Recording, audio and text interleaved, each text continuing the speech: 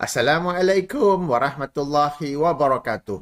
Baru-baru ini tersebar rakaman dalam sebuah majlis anjuran para seniman dengan Habib Umar. Seseorang meminta agar jika mereka para hadirin tidak diizinkan ke syurga, lalu mereka berselisih dengan Habib untuk ke syurga, mohonlah kepada Allah syafaat untuk tarik mereka semua ke syurga. Ayuh kita tonton dan dengar video yang dimaksudkan. Link dalam kotak description. Assalamualaikum warahmatullahi wabarakatuh. Habib, saya tidak ada soalan, tapi saya ada satu permintaan. Saya tertarik dengan cerita Habib tentang seorang lelaki memberi minuman sehingga orang itu tidak mati dan berselisih di antara ke syurga dan neraka. Mohon saya pada Tuan Habib, pandanglah kami dalam satu dewan ini, simpanlah kami dalam hati Habib. Jika kami tidak diizinkan masuk ke syurga, kami berselisih dengan Habib untuk ke syurga. Mohonlah pada Allah syafaat untuk tarik kami semua ke syurga. Baik, beberapa ulasan saya. Ulasan pertama, yang meminta itu berkata bahawa jika mereka, yakni para hadirin, tidak diizinkan ke syurga. Ulasan saya, baguslah apabila ada kesedaran andai tidak diizinkan ke syurga. Berdasarkan kesedaran ini, ayuh kita berusaha agar layak memasuki syurga. Allah Subhanahu Wa Taala berfirman berulang kali di dalam Al-Quran. Antaranya ayat 82 surah Al-Baqarah, surah yang kedua. وَالَّذِينَ آمَنُوا وَعَمِلُوا الصَّالِحَاتِ أُولَٰئِكَ أَصْحَابُ الْجَنَّةِ hum fiha khalidun. Bermaksud, dan orang-orang yang beriman serta beramal soleh, mereka itu penghuni syurga, mereka kekal di dalamnya. Justru ayuh kita menjadi orang-orang yang benar lagi jujur beriman. Di sisi ahlu sunnah wal jamaah yang bermanhaj salafus soleh, iman itu ialah apa yang diikrarkan di lisan, dibenarkan di hati dan dibuktikan dengan perbuatan. Iman itu juga boleh bertambah dan berkurang. Pastikan kesemua tiga ini, ikrar di lisan, pembenaran di hati dan pembuktian dengan perbuatan, bergerak selari atau bersamaan. Maksud selari atau bersamaan ialah janganlah menjadi seperti segelintir agamawan masa kini yang berdoa, yang menganjurkan berdoa kepada orang-orang yang sudah meninggal dunia di sisi kubur-kubur mereka. Apabila ditegur, mereka berkata, kami hanya berdoa kepada si mati, sementara hati kami beriman bahawa Allah yang akan memakbulkannya. Maka di sini berlaku pertentangan kerana lisan berdoa kepada orang mati, perbuatan berada di sisi kubur orang mati, tetapi hati kononnya meyakini bahawa Allah yang akan memakbulkannya. Padahal, jika iman mereka benar lagi jujur, hati yang meyakini pemakbulan Allah akan diikuti dengan lisan yang berdoa kepada Allah dan perbuatan yang tidak perlu ke kubur sekian-sekian nabi, wali dan orang soleh. Demikian jugalah dalam pelbagai situasi lain, pastikan iman kita benar dan jujur melalui keselarian antara lisan, hati dan perbuatan. Kemudian ayuh kita beramal soleh. Amal soleh pula terbahagi dua. Pertama adalah amal soleh antara kita sebagai hamba dengan Allah sebagai Tuhan. Ini juga disebut sebagai ibadah. Maka pastikan ibadah kita menepati dua syarat. Pertama, ikhlas kepada Allah, dan kedua, menepati sunnah Rasulullah sallallahu alaihi wasallam.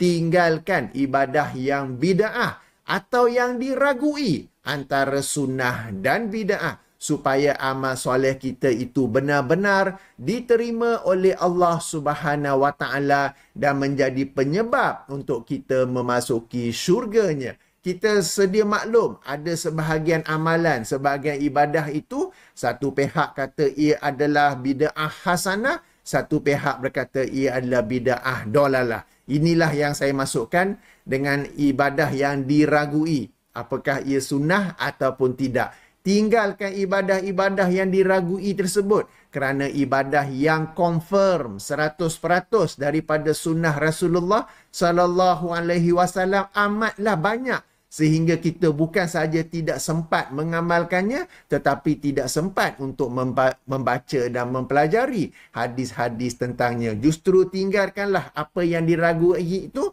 dan peganglah kepada apa yang pasti lagi jelas daripada sunnah Rasulullah sallallahu alaihi wasallam. Itu amal soleh yang pertama.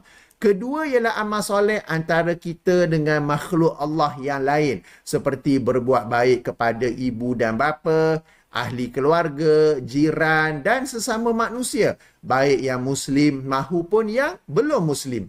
Tidak ketinggalan ialah berbuat baik kepada haiwan, tumbuh-tumbuhan dan alam sekitar. Semua ini adalah amal soleh yang tetap diambil kira oleh Allah Subhanahu Wa Taala. Sama-sama kita maklum sebuah hadis sahih bagaimana seorang pelacur diampunkan dosanya oleh Allah apabila dia memberi minum kepada seekor anjing yang kehausan.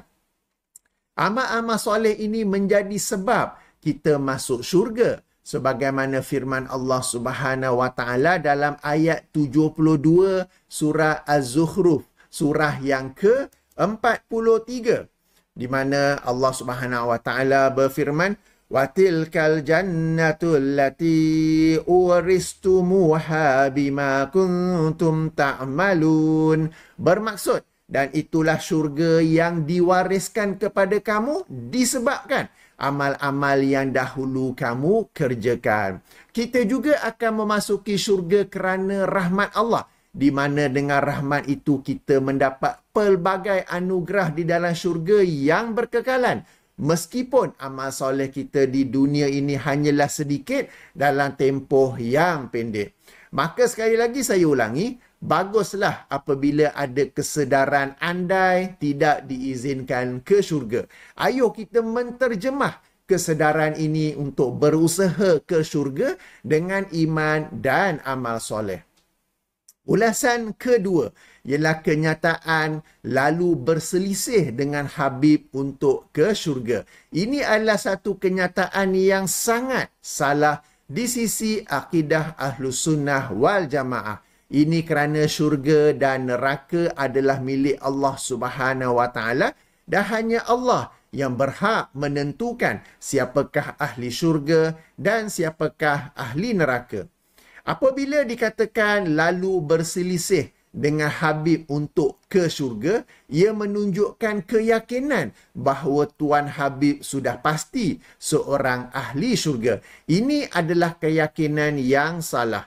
Di sini saya bukan mengkritik Tuan Habib, tetapi mengkritik keyakinan bahawa si fulan adalah secara pasti seorang ahli syurga. Ini kerana dua sebab. Sebab pertama, seperti mana yang saya katakan tadi, syurga dan neraka adalah milik Allah Subhanahu Wa Taala dan hanya Allah yang berhak menentukan siapakah ahli syurga dan siapakah ahli neraka.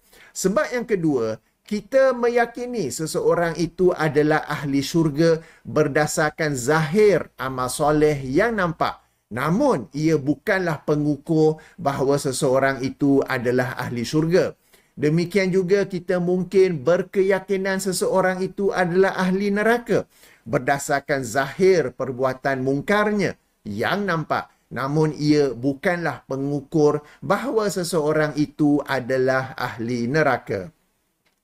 Ayo kita ambil iktibar daripada hadis berikut yang dikeluarkan oleh Imam Al-Bukhari dalam sahihnya. Hadis nombor 2683 atau penomboran lain hadis nombor 2898. Ini hadis yang sangat panjang Saya bacakan terjemahannya sahaja ya. Daripada Sahal bin Sa'ad As-Sa'idi radhiyallahu an bahawa Rasulullah sallallahu alaihi wasallam bertembung dengan kaum musyrikin lalu saling berperang. Ketika Rasulullah sallallahu alaihi wasallam bergabung dengan bala tentera baginda dan musuh pun bergabung dengan bala tentera mereka, masing-masing berehat sebentar. Terdapat seorang lelaki dari kalangan sahabat Rasulullah sallallahu alaihi wasallam yang tidak membiarkan musuh berlalu begitu sahaja, melainkan dia mengejar dan menyerang musuh dengan pedangnya. Sahabat Rasulullah yang lain berkata, pada hari ini tidak ada seorang pun di antara kita yang mendapat ganjaran pahala sebagaimana yang didapati oleh si fulan yang berani itu. Namun Rasulullah sallallahu alaihi wasallam bersabda, ketahuilah sesungguhnya dia termasuk dari kalangan ahli neraka. Lalu ada seorang lelaki di tengah-tengah orang ramai berkata, aku akan ikut menemaninya dan memerhatikan segala tindakannya. Sahal melanjutkan, maka lelaki itu pergi bersamanya sehingga apabila dia, yakni sahabat yang berani itu, berhenti, lelaki itu pun berhenti bersamanya. Dan apabila dia maju menyerang, lelaki itu pun ikut menyerang bersamanya. Setelah beberapa ketika, dia terluka. Lelaki yang pemberani itu terluka sangat parah sehingga menghampiri maut. Maka dia meletakkan pedangnya di tanah dengan hujung pedangnya yang tajam diletakkan di antara dadanya, lalu dia membunuh dirinya sendiri. Maka lelaki yang ikut menemaninya itu pergi menemui Rasulullah sallallahu alaihi wasallam dan berkata, aku bersaksi bahawa anda benar-benar utusan Allah. Rasulullah bertanya, kenapa kamu berkata begitu? Dia menjawab, lelaki berani yang anda sebutkan tadi benar-benar dari kalangan ahli neraka. Orang-orang di sekitar hairan mendengar ucapan itu. Lelaki itu menambah, aku menjadi saksi bagi kalian. Aku telah keluar untuk memperhatikan tindakan sahabat yang berani itu. Kemudian aku mendapati dia dalam keadaan luka yang sangat parah sehingga menghampiri maut. Dia meletakkan pedangnya di tanah dan hujung pedangnya yang tajam diletakkan di antara dadanya, lalu dia membunuh dirinya sendiri.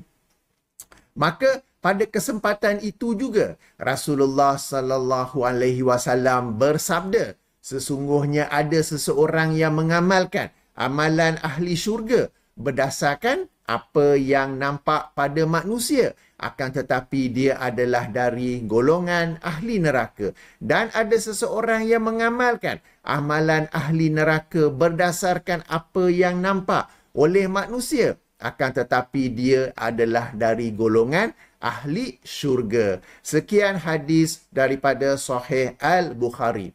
Poin penting, yang tersangat penting, ialah sabda baginda di akhirnya. Saya bacakan sekali lagi dengan teks Arabnya sekali.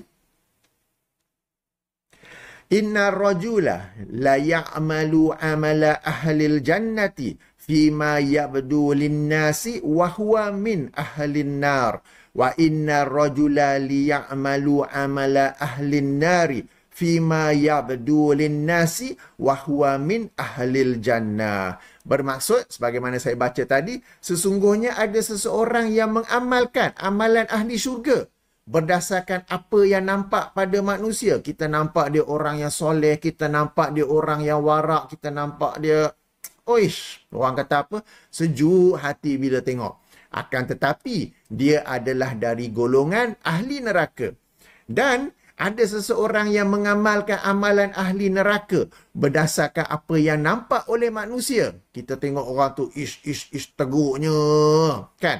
Akan tetapi dia adalah dari golongan ahli syurga. Demikian Sahih Bukhari. Ambil maklum nombornya 2683 atau penomboran lain hadis nombor 2898. Oleh itu sekali lagi saya ulangi, perkara ini bukan khusus berkenaan Habib Umar tetapi umum kepada semua. Oleh kerana itulah kami para pejuang sunnah, para pecinta sunnah tidak berkata kepada mana-mana ulama yang hebat, sama ada ulama kami ataupun ulama yang mungkin kami berbeza pandangan dengan mereka, baik yang masih hidup atau sudah meninggal dunia, bahawa mereka adalah ahli syurga.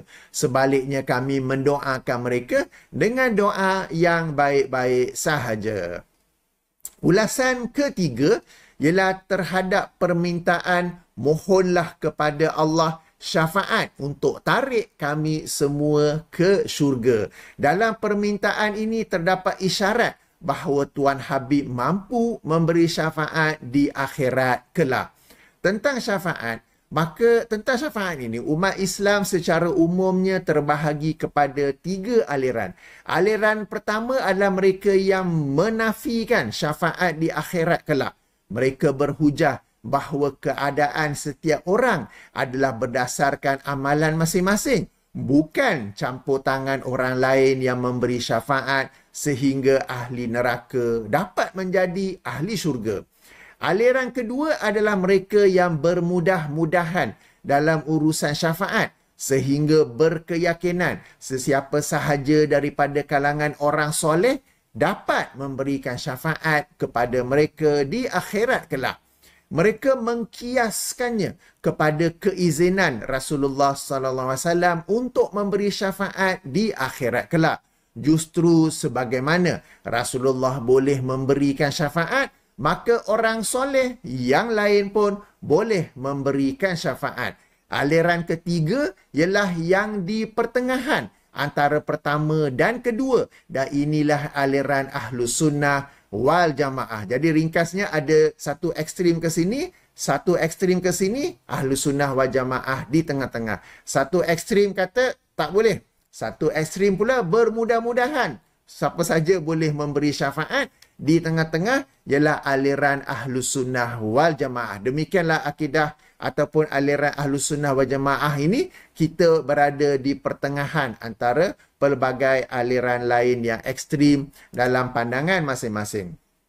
Okey, dalam hal ini Ahlus Sunnah wal Jamaah berhujah bahawa syafaat di akhirat kelak memang ada berdasarkan banyaknya dalil Al-Quran dan As-Sunnah sebagai rahmat dan kekuasaan Allah.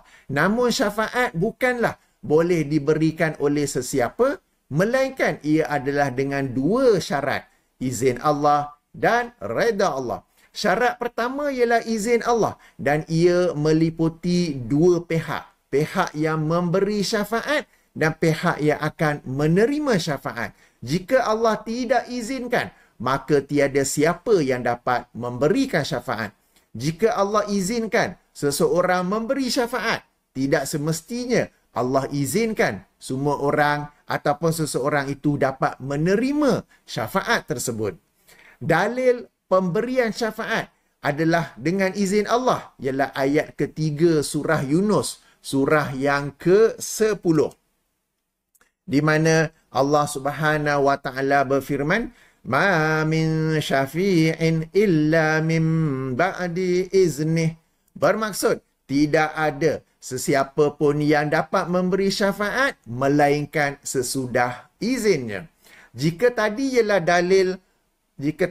dalil pemberian syafaat, kini dalil penerimaan syafaat bahawa ia juga adalah dengan izin Allah. Yang ini ayat 23 surah Saba, surah yang ke-34. Di mana Allah Subhanahu wa taala berfirman, "Wala tanfa'u syafa'atu 'indahu illa liman azina lah."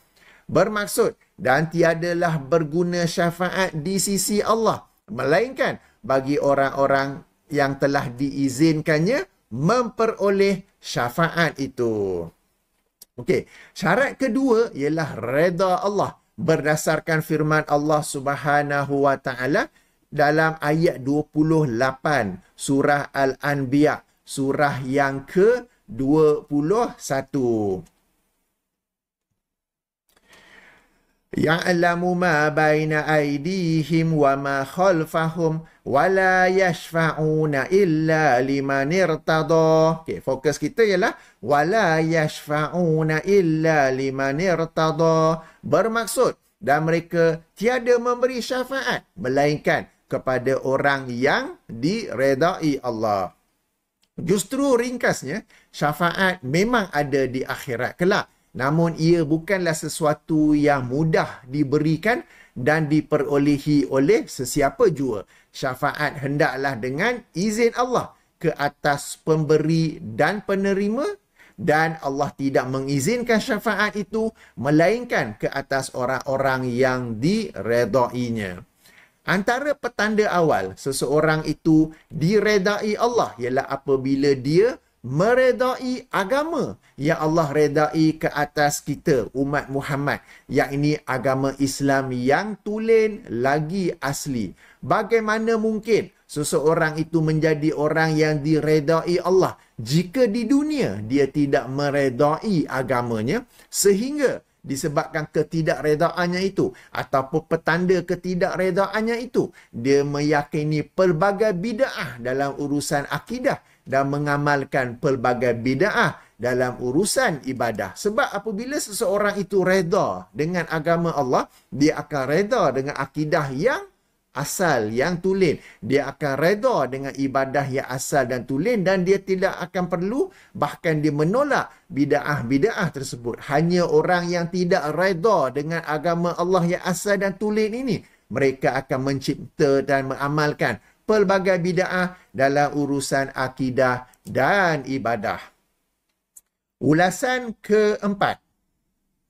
Ulasan keempat, sebagai alternatif lain daripada meminta syafaat si fulan bagi memperoleh syurga Allah, ialah berdoa kepada Allah Subhanahu Wa Taala ketika di dunia. As simple as that. Kenapa hendak meminta kepada manusia yang manusia itu sendiri meminta kepada Allah? Kenapa hendak berharap daripada manusia yang manusia itu sendiri berharap daripada Allah? Dalam hadis yang dikeluarkan oleh Imam An-Nasai dalam sunannya, hadis nombor 5426, atau penomboran lain, hadis nombor 5521, dengan darjat yang sahih, Rasulullah sallallahu alaihi wasallam bersabda, "Man sa'alallahal jannata salasa marratin, qalatil jannatu Allahumma adkhilhul jannah." Bermaksud, sesiapa yang meminta kepada Allah syurga sebanyak 3 kali, maka berkatalah syurga, "Ya Allah, masukkanlah dia ke dalam syurga." Waman istajara minan nari salasa marratin, qalatin naru Allahumma ajirhu minan nar. Dan bermaksud, dan sesiapa yang meminta perlindungan daripada neraka sebanyak 3 kali, maka berkatalah neraka, "Ya Allah, lindungilah dia, hindarilah dia daripada neraka." Maka berdoa sajalah kepada Allah. Ayuh kita meminta daripada Allah, pemilik mutlak syurga. Baik, demikianlah 4 ulasan saya. Sedikit ulang kaji, sedikit poin-poin penting sebagai kesimpulan. Pertama, ayuh kita berusaha dengan iman dan amal soleh, agar dengan itu ia menjadi sebab untuk memasuki syurga. Sudah tentu, iman dan amal soleh itu didahului dengan ilmu, agar kita beriman dengan iman yang betul dan beramal dengan amal yang benar-benar soleh di sisi Allah. Bukan iman dan amal mengikut cita rasa agamawan selebriti, agamawan pembela bid'ah, mahupun kebiasaan masyarakat. Kedua, syurga dan neraka adalah milik Allah. Dan kata putus, siapa masuk syurga, siapa masuk neraka adalah mutlak milik Allah. Kita tidak boleh berkata si fulan adalah ahli syurga kerana kita hanya menilai berdasarkan apa yang zahir kelihatan, sementara Allah menilai berdasarkan keseluruhannya. Ketiga, syafaat adalah sesuatu yang benar ada di akhirat kelak. Namun, ia bukanlah sesuatu yang mudah diperolehi. Ia bersyarat, yakni izin Allah kepada pemberi dan penerima serta reda Allah. Keempat, Selain berusaha memperoleh syurga Allah, ayuh kita juga kita juga dianjurkan berdoa meminta syurga dan dijauhkan daripada neraka. Justru ayuh kita berdoa terus, langsung direct kepada Allah, bukan melalui perantara makhluknya. Baik, demikianlah 4 kesimpulannya. Saya akhiri dengan subhanakallahumma wa bihamdika asyhadu an la ilaha illa anta astaghfiruka wa atubu ilaika. Assalamualaikum warahmatullahi wabarakatuh.